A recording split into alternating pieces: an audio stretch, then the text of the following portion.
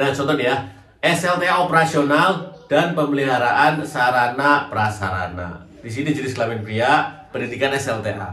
Adapun untuk jurusannya dengerin. SMA.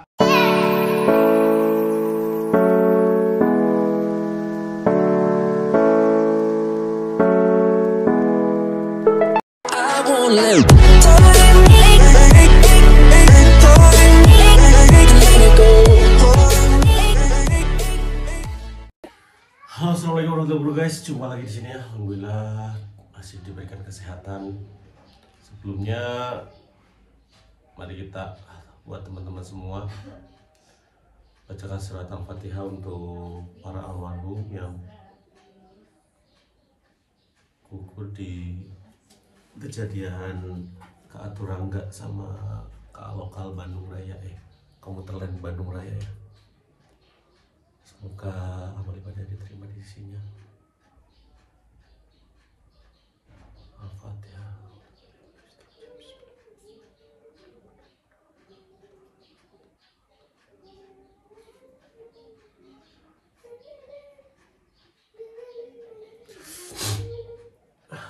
Aku dengar kabar tuh waktu pagi hari kebetulan masih dinas ya, dapat info dari teman PPK, karena PPK kan diizinkan untuk membawa HP ya, sedangkan untuk masinis tidak membawa HP. Katanya ada kejadian seketika,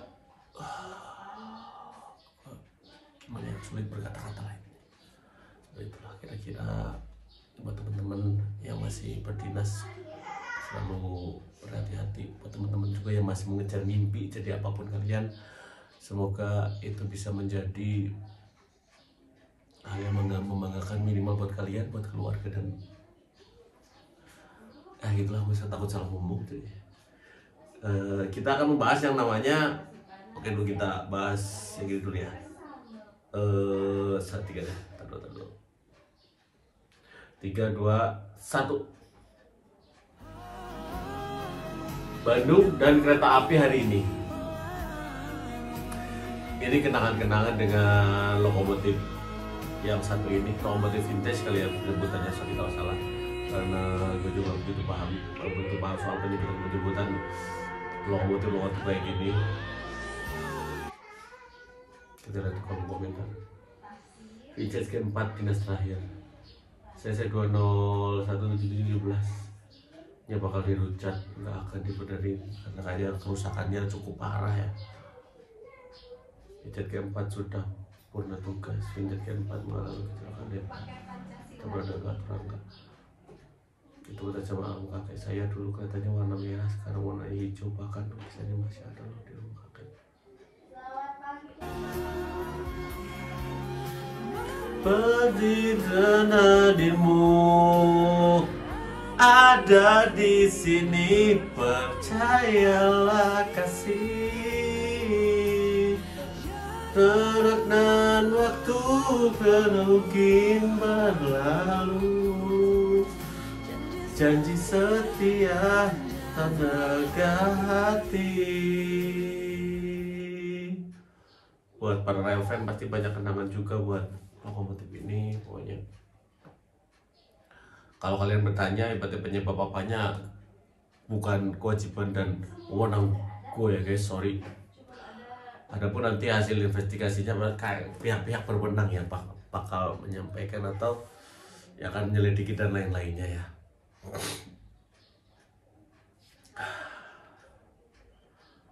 Masih bingung guys.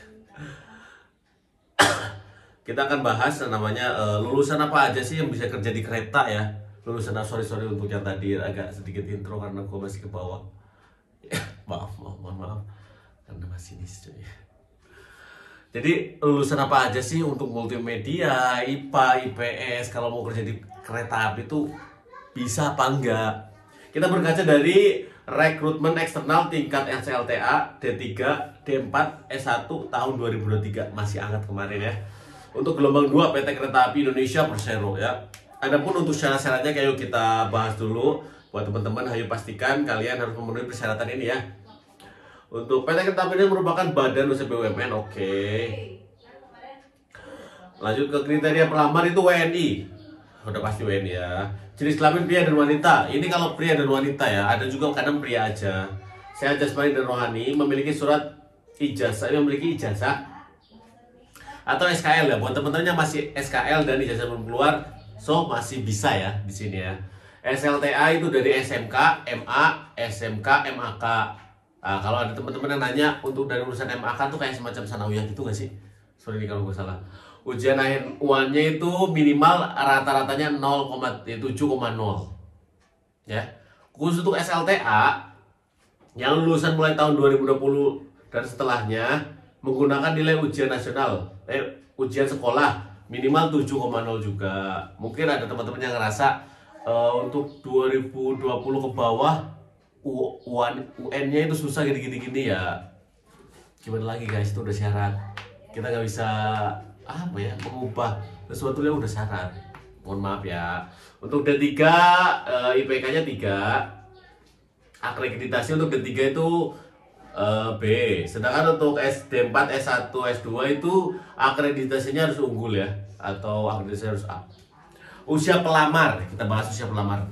Tingkat pendidikan SLTA itu serendah-rendahnya 18 dan setinggi-tingginya 25. Nah kemarin tuh ada yang nanya, Kak kalau saya pakai C gimana? Bisa nggak? Ya kalau selama menurut gua lu bisa memenuhi persyaratan di atas, usia masih cukup, nilainya masih cukup, ikut daftar aja guys. Kan gak ada yang menjamin kamu bakal lulus atau bakal gagal juga. Tapi kalau dengan kamu mencoba, kamu pasti akan tahu.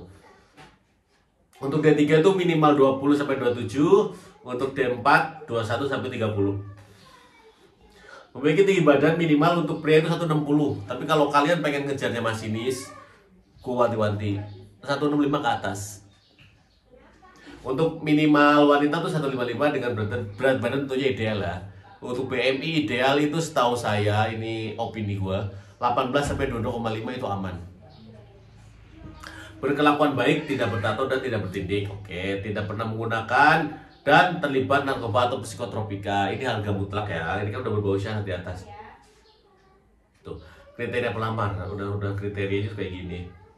Tidak pernah dihukum penjara berdasarkan putusan pengadilan yang telah berkekuatan hukum. Tidak pernah diberhentikan di anak perusahaan atau institusi lainnya dikarenakan hukuman disiplin. Oke. Tidak memiliki hubungan perkawinan dengan pekerja perusahaan pada saat diterima sebagai pekerja perusahaan. Bersedia mengikuti seleksi rekrutmen dan lulus dalam seleksi calon pekerja baru yang diselenggarakan oleh PT tentunya ya. Adapun untuk ketentuan khususnya itu tidak sedang mengikuti program rekrutmen itu yang kemarin itu. Jadi ketika kalian udah daftar yang gelombang pertama, mau nggak lulus pun itu nggak bisa ikut lagi. Ini ketentuannya di sini ya. Prioritas penempatan kemarin tuh di wilayah Sumatera, tapi nyatanya kemarin ada yang di Dau. Buat teman-teman yang nggak jadi daftar karena prioritas penempatan Sumatera itu menjadi hak kalian, itu hak pertimbangan kalian. Namun yang nyatanya tuh kemarin penempatan banyak juga yang di Dau. Oke, bersedia ditempatkan di seluruh Indonesia itu pasti. Bersedia ditempatkan atau dialihkan pada formasi sesuai kebutuhan dan aturan yang berlaku. Nah di sini tuh udah hak prerogatif dari perusahaan ya. Yang mana ketika ada yang naik grade, ada yang turun grade. Adapun untuk kriteria dan lain-lainnya itu perusahaan yang paling paham, karena itu berkaitan langsung dengan hasil rekrutmen kamu, mulai dari kesehatan kamu, mulai dari hasil psikologi, wawancara dan lain-lain. Oke. Ada syarat-syarat seperti ini bisa dibaca untuk yang TOEFL ini. Nah, kita lihat ke urutannya itu dari tahap 1 seleksi administrasi, kemudian kesehatan awal, psikologi, wawancara, kesehatan akhir. Dan semua urutan ini bersifat menggagalkan. Kalau kalian beranggapan, Kak, yang paling susah di mana? Yang paling susah ya semuanya ada tahap kesusahan dan karakteristiknya masing-masing. Kayak contoh administrasi itu lebih ke kalian sesuai nilainya, data yang diupload, jangan sampai ada kesalahan. Adapun kesehatan awal harus sehat, itu pastilah. Sehat dari ujung sampai ujung rambut sesuai dengan kriteria. Psikologi nanti bisa dibahas di lain kesempatan, wawancara dan kesehatan akhir. Oke. Adapun semua hal-hal itu ada di panduan. Kalau teman-teman merasa bingung, di panduan bisa. Nah, contoh ya, SLTA operasional dan pemeliharaan sarana prasarana. Di sini jenis kelamin pria, pendidikan SLTA. Adapun untuk jurusannya dengerin, SMA atau MA IPA, IPS tuh bahasa. Untuk SMA, MAK teknik mesin, teknik otomotif, teknik listrik, teknik elektronika, teknik kerja, teknik komputer atau TKJ, multimedia, rekayasa perangkat lunak, dengerin RPL ya, teknik telekomunikasi, teknik pendingin dan tata udara, teknik perkapalan dan teknik pesawat. Nah, ini semuanya berbau teknik nih. Di sini ada juga yang ada 3. Ini kita ke depan dengan SLTA dulu ya, karena banyak masalah nih. Buat teman-teman nanti kalau gini ya, pengen jadi masinis tuh ambil operasional. Saran aja. Dan itu tidak menjamin kalian jadi masinis ya, karena kan nanti hasilnya itu disesuaikan dengan hasil seleksi yang hasil dari kamu seleksi itu. Jadi nilainya bisa dibilang lah ya, kriterianya sesuai apa enggak dengan jadi masinis atau gitunya. Nah, ini udah gamblang, udah jelas. Di sini ada juga pemeliharaan sarana dan prasarana. Apa sih Pak operasional itu? Operasional berarti sesuatu yang mau operasikan. Contoh masinis mau operasikan ya, operasional. Terus PPKA tuh. Adapun untuk pemeliharaan sarana lebih ke sarana berarti orang depo, bengkelnya. Karena sarana yang digunakan. Terus kalau prasarana itu semacam kayak stasiun, weselnya, terus rel kayak gitu. Itu secara gambaran secara luasnya ya. Kalaupun ada kesalahan mohon maaf karena ilmu gue masih terbatas. Nah, untuk sarana dokumennya di KTP, ijazah, LTA, transkrip UN atau UAN, SLTA. Nah, untuk S1 dan 3 dan 4-nya udah pasti mereka lebih teliti lagi. Nah, seperti itulah kira-kira buat teman-teman yang memiliki jurusan apa dan mau kemana, di sini bisa jadi referensi ya. Tetap semangat, mari kita bersama-sama. Apa ya, gue jadi ngaco nih anjir, masih kebayang. Oke, thank you ya udah mau dengerin. Next kita akan pas apa lagi, tulis di kolom komentar aja. Assalamualaikum.